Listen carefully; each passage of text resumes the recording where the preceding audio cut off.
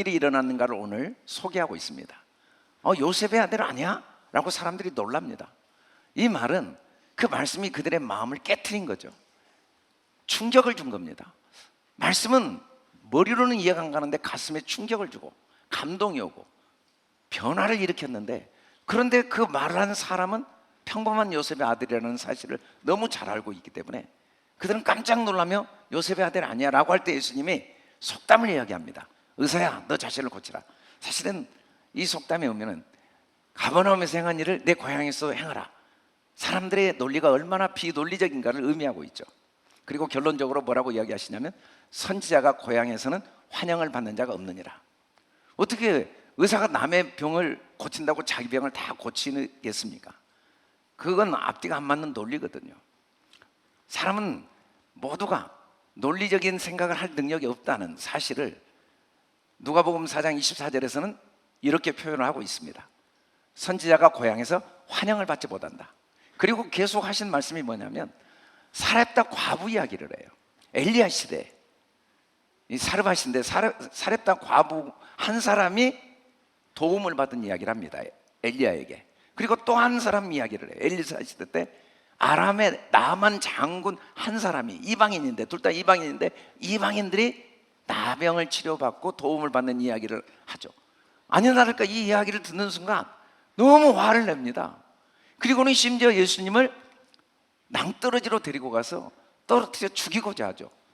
사람들이 몰려서 예수님을 죽이고자 하는데 예수님이 어떻게 죽지 않을 수 있겠어요? 그 많은 무리들의 힘을 어떻게 이길 수 있겠습니까? 그런데 결론적으로 어떻게 되냐면 예수님을 죽이려고 하는 자들이 예수님을 죽이지 못하고 오히려 예수님이 그들 가운데로 지나가셨다고 그래서 그들을 갈라버리고 그들을 통과해서 그들을 지나가신 내용이 오늘 말씀입니다. 이 말씀은 하나님의 말씀이 우리 귀에 임할 때 하나님의 복음이 한 사람 속에 어떻게 역사하고 있는가를 보여주는 역사적인 사건을 통한 교훈이죠. 역사적인 사건 자체는 만일에 그게 우리에게 올바른 교훈과 책망과 바르게 함과 의로 교육이 되지 않는다면 의미가 없지만, 그 역사적인 사건이 오늘 나에게 교훈이 되고 책망이 되고 바르게 하고 의로 교육이 되어서 하나님의 사람, 선한 일 할 능력이 된다면 그게 영과 진리의 말씀이죠. 이 말씀은 바로 내 속에 하나님이 어떻게 이사야 61장 말씀대로 가난한 자에게 복음이 선포되고 그 말씀이 내 귀에 응하였다라고 하신 그 말씀이 어떤 방법으로 우리 속에 하나님이 역사하게 하시는가를 보여주는 역사적인 사건입니다. 우리도 이 역사적인 사건의 현장을 성지순례 가면 꼭 가게 되죠. 이 나사렛에 가면은 지금은 뭐 어마어마한 도시가 됐어요. 그리고 저 조그마한 사진이 바로 나사렛이 한꺼번에 보이는, 처음 동네 밖으로 쫓아내어 동네가 건설된 산, 그 낭떠러지의 모습입니다. 우리도 꼭 저기를 방문하죠. 낭떠러지가 굉장히 정말 밀치면은 정말 완전히 그냥 산산이 부서질 것 같은 바위들이 가득한 아주 아득한 낭떠러지예요.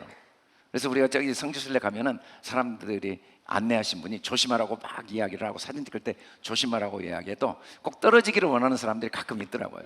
끝까지 그 낭떠러지 더 가서 찍으려고 하는 이런 분들이 꼭 있어요. 그래서 낭떠러지 막 터가지고 해맑게 웃으면서 그러나 사실은 이 낭떠러지에서 예수님이 떨어지지 않고 지나갔다는 역사적인 사건이 중요한 게 아니고, 이 사건을 통해 주님이 우리에게 말씀하시는 영적인 의미, 교훈이 훨씬 중요하죠.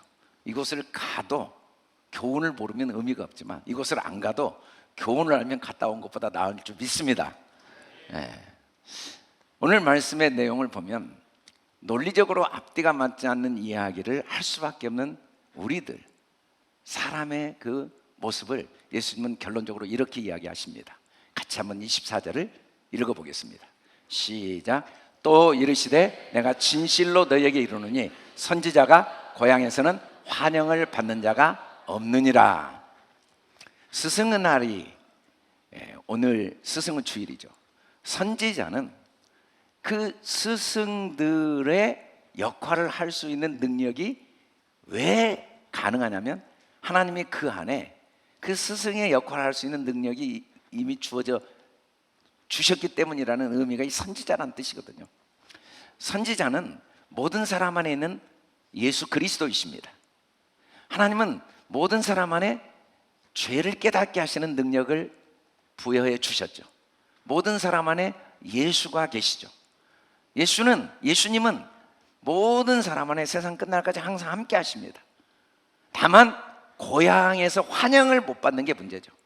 예수님을 마음의 주인으로 모시느냐, 아니면 예수님을 하나님이 우리 마음에 보내주신 우리 안에 거하신 예수님을 환영하느냐 안 하느냐의 문제지, 예수님이 없는 사람은 없습니다.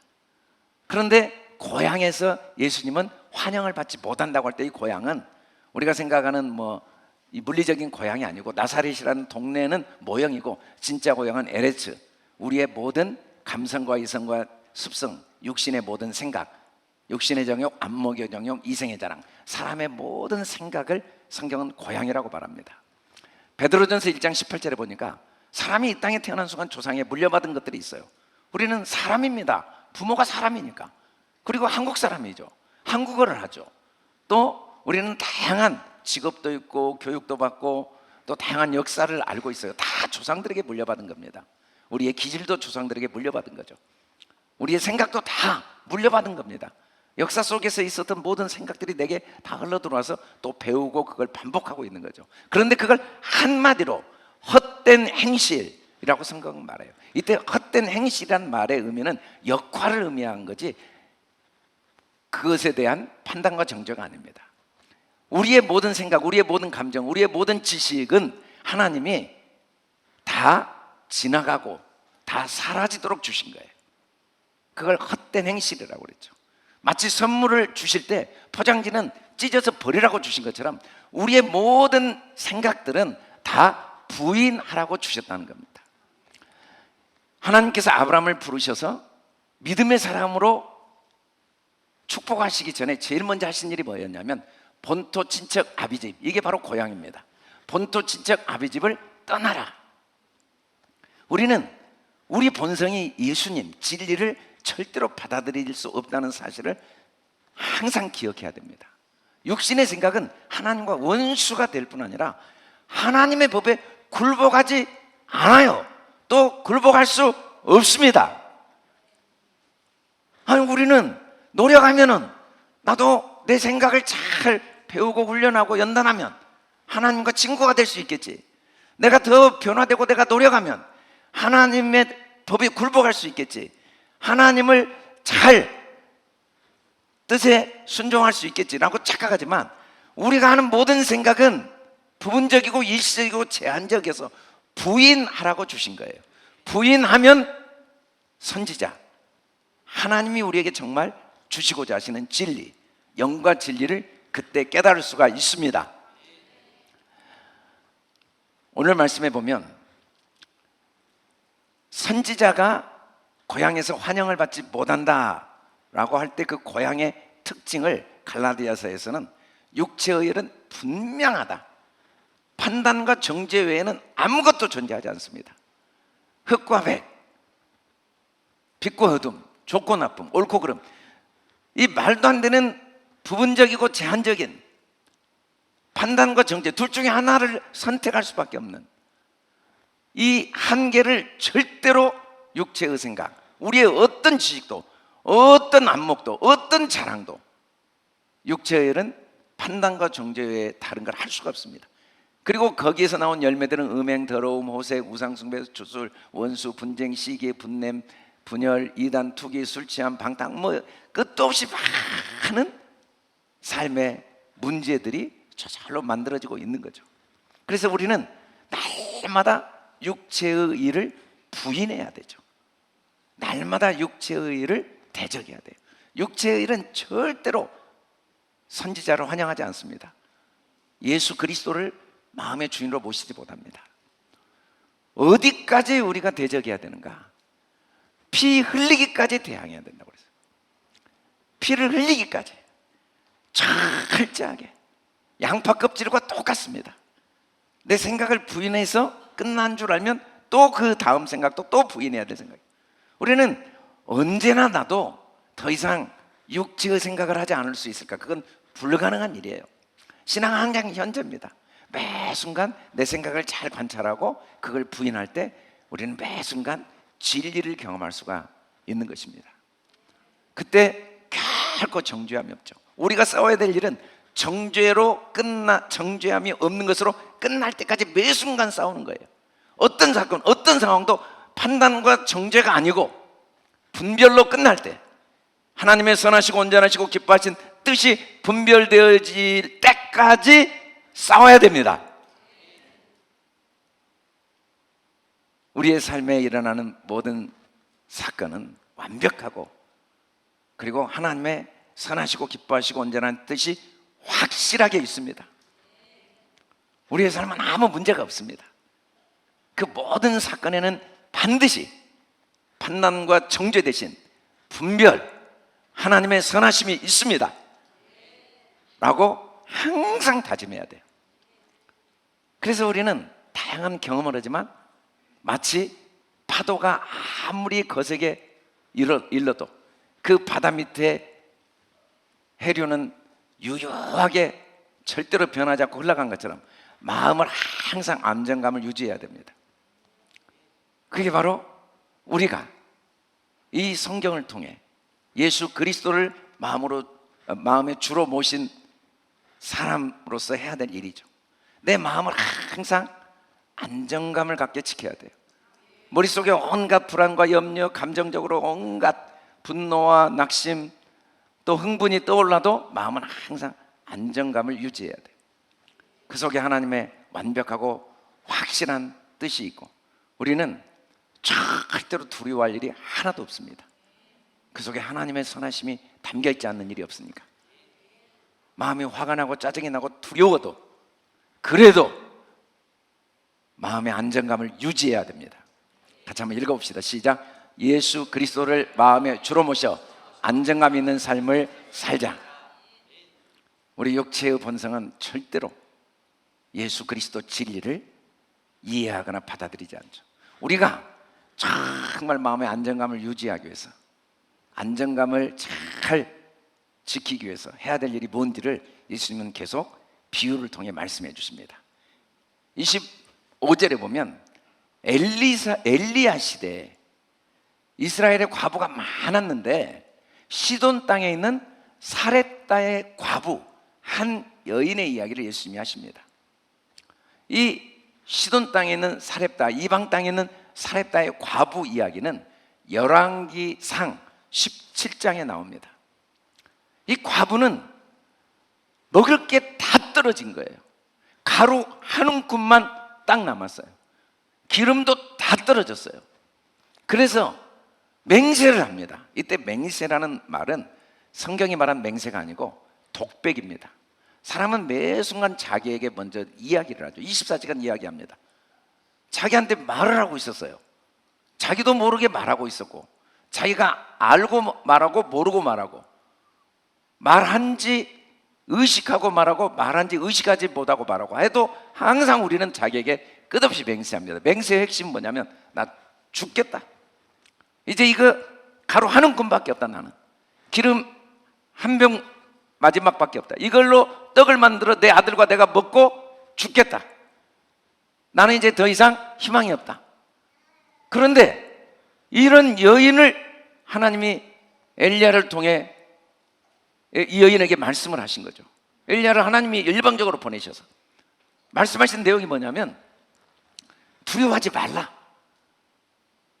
먼저 좋다. 죽을 때 죽더라도 그 가루, 그 기름으로 먼저 내게 떡을 만들어 줘라. 그 후에 너와 내 아들을 위해 만들어라.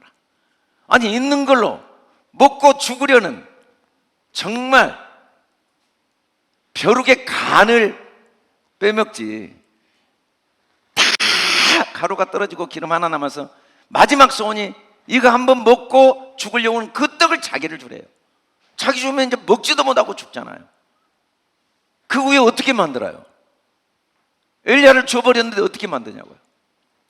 그걸 다 내게 가져와서 먼저 내게 주라는 거예요. 그런데 실제로 여인이 순종을 해서 그 가루로 그리고 그 기름으로 떡을 한 조각 만들어서 엘리야에게 가져다 줬습니다. 엘리야라는 말은 여호와가 하나님이시라는 뜻인데 엘리야에게 가져다 줬어요. 그랬더니 결국은 어떻게 됐는가? 가서 다시 돌아가 보니까 통의 가루가 떨어지질 않는 거예요. 병의 기름이 없어지질 않는 거예요. 알고 보니까 자기가 얼마나 부유한 사람이고 얼마나 능력 있는 사람인가를 전혀 깨닫지 못했는데 만들어주고 보니까 자기에게 너무 많은 게 있었어요. 자기가 할 수 있는 일이 너무 많았어요.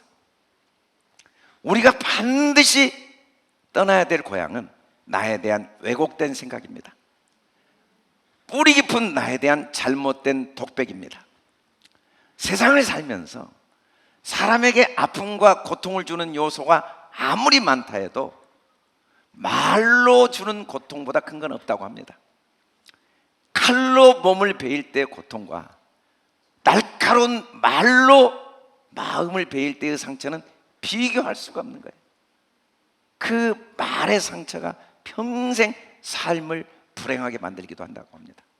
그래서 말보다 중요한 게 없는데 그 귀한 말, 때로는 그 잔인한 말을 자기에게는 너무나 쉽게 함부로 사용합니다. 그게 맹세고 그게 독백이에요. 눈만 뜨면 자기를 잔인하게 말로 긁어댑니다. 없어, 돈 없어, 힘 없어, 능력 없어, 자신 없어, 안 돼, 못 해. 얼마나 어떤 분은 자기가 평생 자기에게 말도 안 되는 악한 말로 일생을 난도질하고 있으면서도 한 번도 내가 나를 난도질했다는 사실을 인식도 못하고 살아갑니다. 어떤 분은 내가 끝없이 눈만 뜨면 잠잘 때까지 나에게 잔인한 말로 나를 난도질하고 있다는 걸 알아도 고치질 못하고 살아갑니다. 그걸 당연하다고 생각합니다. 그러나 우리가 한 번 나에 대해서 올바로 말하기 시작하면 두 번 나에 대해서 올바로 말하기 시작하고 그러면 결국 나에 대해서 점점 올바로 말하기 시작하면 내 마음의 상처는 아물고 내 마음은 안정감을 유지할 뿐 아니라 마음의 부요함과 능력을 소유할 수 있게 됩니다. 내가 행복하고 건강해야 가장 사랑하는 내 아내, 내 남편을 행복하고 내 자녀를 행복하고 건강하게 해줄 수 있지. 나에게 난도질하고 나에 대한 왜곡된 생각을 가지고 있으면서 나에 대한 본토, 친척, 아비집 이 육신의 생각을 떠나지 않고 누구에게도 건강한 삶을, 행복한 삶을 살게 도와줄 수는 없습니다. 사람은 사람 없이는 못 사는데도 사람 때문에 고통을 당하는 거예요. 부부가 서로 이 세상에 하나님 주신 최고의 선물인 게 분명한데도 또 최고의 고통을 겪는 이유는 누구 때문도 아니고 나에 대한 나의 맹세 때문입니다. 나에 대한 나의 잘못된 독백 때문입니다. 하나님은 엘리야를 통해 그의 말을 바꾸게 했죠. 그의 고백을 바꾸게 했습니다. 그럴 때 절대로 떨어지지 않는 가루를 경험하게 된 겁니다. 마르지 않는 기름을 경험하게 된 것입니다. 같이 한번 읽어봅시다. 시작. 내게 능력 주시는 자 안에서 내가 모든 것을 할 수 있느니라. 또 계속해서 읽어봅시다. 시작. 너희 중에 고난당한 자가 있느냐? 그는 기도할 것이요 즐거워하는 자가 있느냐? 그는 찬송할지니라.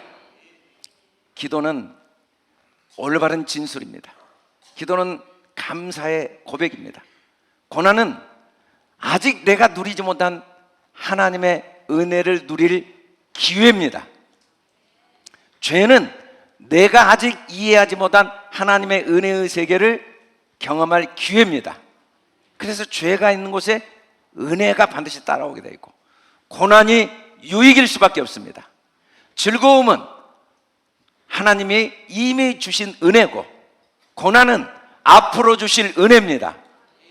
그래서 우리는 즐거운 일은 감사 찬송해야 되지만 고난은 더 감사해야 됩니다. 더욱 감사해야 됩니다. 우리는 매 순간 호흡이 있는 동안, 의식이 있는 동안 안목의 정욕, 육신의 정욕, 이생의 자랑들을 통해 수많은 희노애락의 감정을 느낍니다. 희노애락의 감정은 다 소중한 겁니다.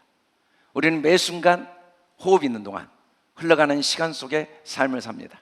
제일 중요한 건 뭐냐면 제일 중요한 것, 감정을 자신을 위해 올바로 좋게 사용하는 겁니다. 시간을 가치 있고 의미 있게 쓰는 겁니다. 자신을 올바로 대하는 겁니다. 절대로 자기를 망가뜨리는데 시간을 사용하면 안 됩니다. 사건과 상황은 중요하지 않습니다. 희노애락의 감정은 중요하지 않습니다. 분노할 수 있습니다. 나의 어리석음에 분노해야죠. 사건과 상황에 분노하면 안 됩니다. 기뻐하고 감사할 수 있습니다. 하나님의 은혜에 감사하고 기뻐해야죠. 상황에 감사해서는 안 됩니다. 우리는 철저하게 자신을 위해 감정을 올바로 사용하는 훈련을 해야 됩니다. 무엇이든지 좋게 생각하고 좋게 보고 좋게 듣고 좋게 말하는 훈련을 해야 됩니다. 반드시 주어진 시간, 사건, 흘러가 버린 시간을 바꿀 수는 없지만 반드시 의미 있고 가치 있게 쓰고자 하는 결단이 있어야 됩니다. 후회하고 보내면 안 됩니다. 염려하고 보내면 안 됩니다. 미련 없이 살아야 됩니다. 후회 없이 살아야 됩니다. 항상 매 순간을 가치 있고 의미 있게 좋게 사용하고자 하는 결단, 특히 자기에 대해서 우리 좌우 옆 사람에게 우리 사랑합니다, 축복합니다를 많이 했어요. 오늘 이 시간에는 자기를 보면서 내가 나한테 너 정말 수고했어, 한번 고백해 봅시다. 너 정말 수고했어. 너 정말 고마워. 내가 너 정말 사랑해. 너 정말 괜찮아. 너 정말 대단해. 얼마나 어색합니까? 옆에 사람은 호라면 자연스러웠는데 우리는 이게 본성이에요. 예수님을 고향에 환영하지 않아요. 가장 사랑해야 될 사람은 납니다. 가장 이해해 줘야 할 사람은 나입니다. 가장 감사해야 될 사람은 납니다. 사람들이 다 나를 무시해도 나만은 나를 무시하면 안 됩니다. 사람들이 다 나를 정죄해도 나만은 나를 정죄하면 안 됩니다. 사람들이 아무도 나에게 감사하지 않아도 나만은 나에게 감사해야 됩니다. 우리 크게 한번 읽어봅시다. 시작. 예수 그리스도를 마음에 주로 모셔 부유하고 능력 있는 삶을 살자. 내 마음만 항상 부유해야 됩니다. 여러분, 있는 걸 생각하다가 매 순간을 보내시기 바랍니다. 그러면 가난할 시간이 없습니다. 할 수 있는 일만 열심히 하십시오. 그러면 못한다는 생각을 하는데 시간과 감정을 소비할 기회가 없어집니다. 사람들은 할 수 있는 일이 너무 많은데도 매일 할 수 없는 일을 앞뒤로 생각합니다. 가진 게 너무 많은데도 내가 없다고 말한 없는 것은 내게 있는 것의 억만분의 1도 안 됩니다. 아직도 하나님이 태양을 주시고 햇빛을 주시고 그리고 이 호흡을 주시고 건강을 주시고 친구, 부모, 형제 생각을 주시고 있는 게 만 가지여도 돈 몇 푼 없다고 또 뭐 없다고 그것만 가루네 생각해. 그리고는 없대요. 무능하대요. 못한대요. 할 수 있는 일이 얼마나 많은데 나에게 내가 감사하다고 한 말도 위대한 일입니다. 그 일만 해도 상상할 수 없는 위대한 일을 이룰 수 있습니다. 만민에게 복음을 전할 수 있어요. 만민이 내 안에 있으니까. 내가 나한테 웃어줄 때 우리는 모든 사람에게 천국을 전파할 수 있습니다. 한 사람에게 웃어줄 때 만민에게 복음을 전파하는 말씀을 순종하고 있는 것이에요. 나머지는 하나님이 하시거든요. 내가 할 수 있는 일을 기쁨으로 하며 우리 좌우 옆 사람에게 한번 웃어줍시다. 사랑합니다 하고 웃어줍시다. 사랑합니다. 고맙습니다. 이렇게 할 수 있는 일이 너무 많아요. 너무 많아요. 얼마나 귀한 일이. 예수님이 계속해서 우리가 어떻게 선지자가 고향에서 환영을 받지 못하는가의 비유를 엘리사 시대 나만 장군 이야기를 합니다. 당시 수리아, 지금의 요르단 지역의 이 수리아, 그 수리아 사람들이 얼마나 강대한 나라였는지 몰라요. 그 나라의 군대 장관입니다. 장관. 그 나라의 군대, 아람의 군대 장관이란 말이에요. 그런데 그분이 나병이 걸렸어요. 불치병이죠. 천형, 가장 고통스럽고 저주스러운 병. 불치병에 걸렸는데 아람 왕이 이스라엘 왕에게 나만을 보냅니다. 그리고 고쳐주라고 그래요. 왕이 옷을 찢고 울고 통곡을 합니다. 아니 도대체 어떻게 내가 문둥병을 고칠 수 있는가? 분명히 고칠 수 없는 걸 알고 보내고 못 고치면 우리나라를 공격해서 우리를 죽이려는 꼬투리를 잡으려는 거다 하고 막 통곡을 할 때 엘리사가 왕을 책망합니다. 하나님께서 그 나만 장군을 이 이스라엘의 선지자 엘리사가 있는 걸 보고 왕이 보낸 걸 모르십니까? 나에게 보내십시오. 그래서 나만 장군이 오니까 이스라엘 왕이 장군을 엘리사에게 보내죠. 여호와는 재판하시는 엘리사에게 보냅니다. 엘리사가 나만 장군을 딱 보자마자 뭐라고 합니까? 같이 한번 읽어봅시다. 시작. 엘리사가 사자를 그에게 보내 이르되 너는 가서 요단강의 몸을 7번 씻으라. 내 살이 회복되어 깨끗하게 하리라.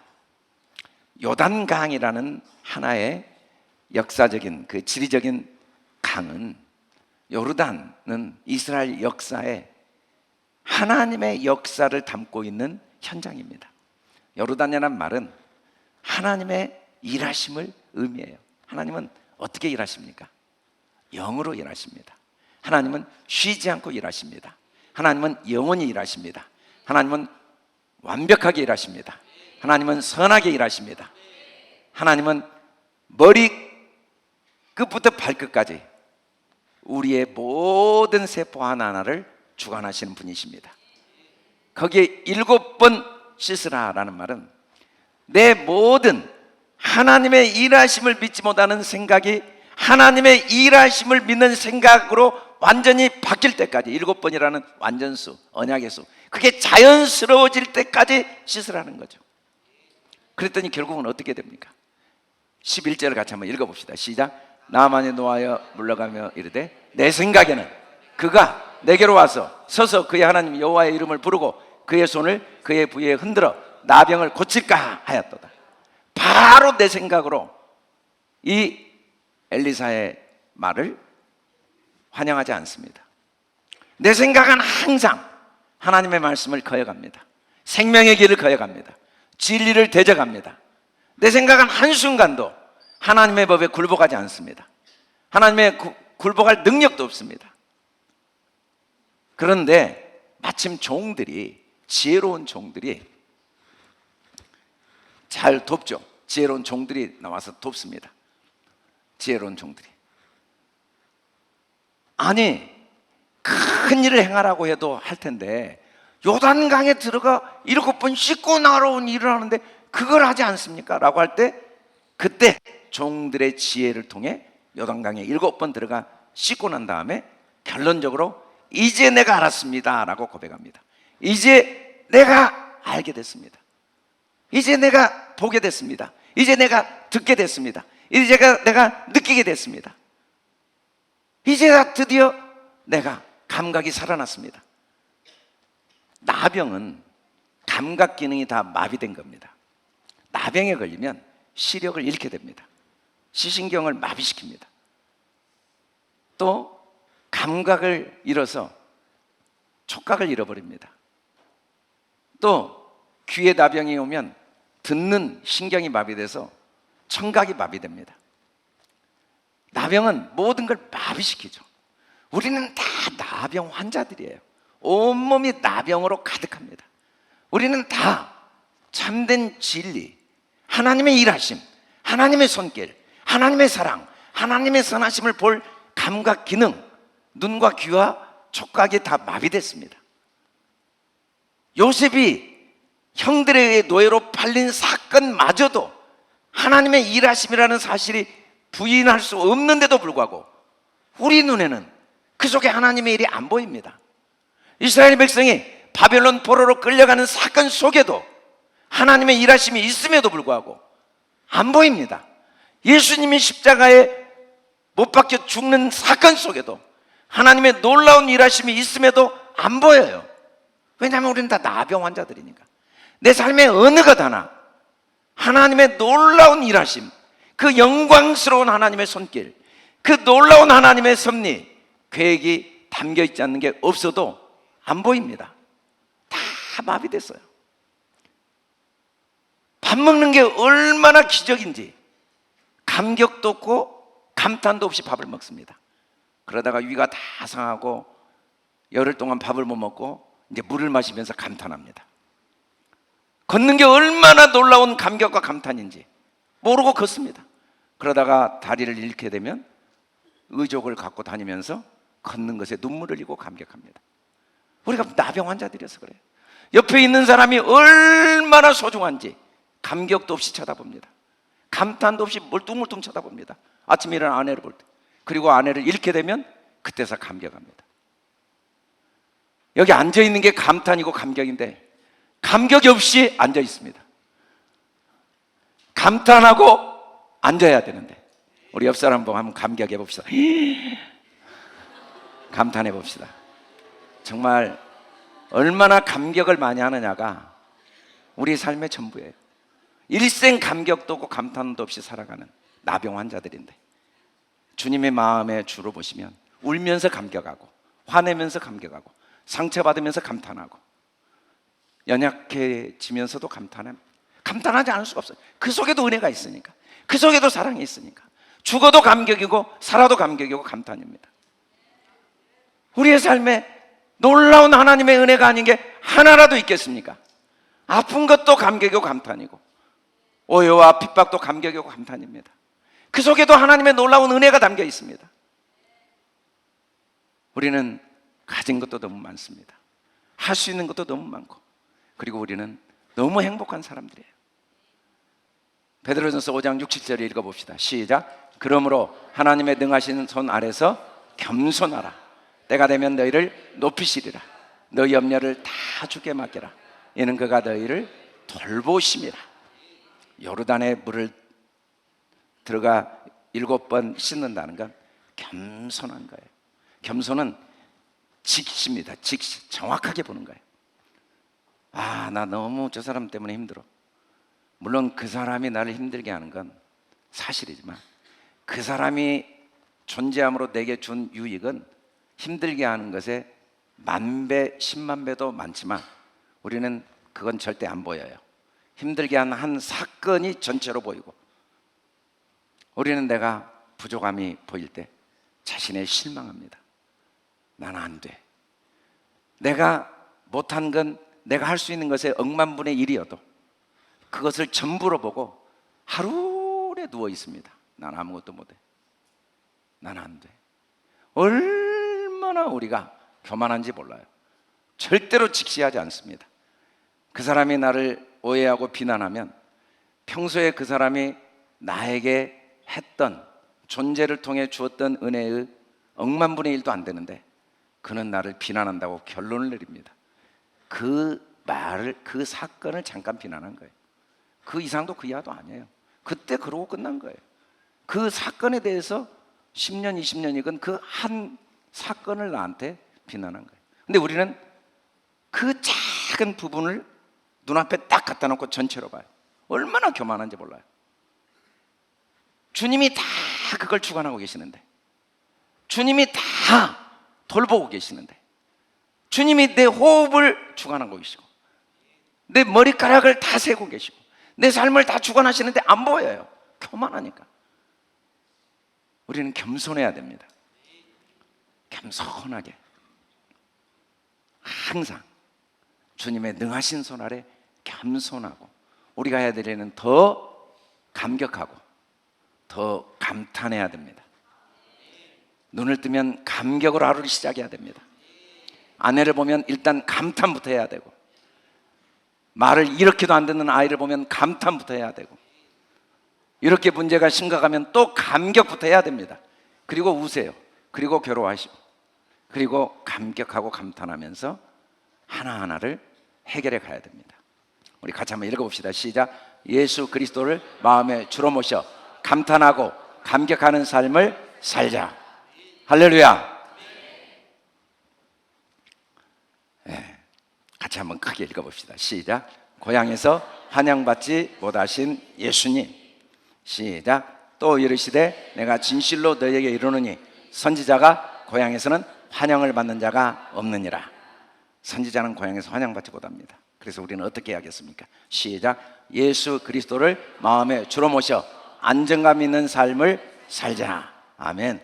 시작. 예수 그리스도를 마음에 주로 모셔 부유하고 능력 있는 삶을 살자. 아멘. 시작. 예수 그리스도를 마음에 주로 모셔 감탄하고 감격하는 삶을 살자. 우리 옆 사람 보고 한번 감격해 봅시다. 자꾸야. 와. 이 시간에는 우리 장로님들이 준비한 순서가 있다고 합니다. 우리 장로님들께서 준비한 순서 큰 박수로 맞아주시기 바랍니다.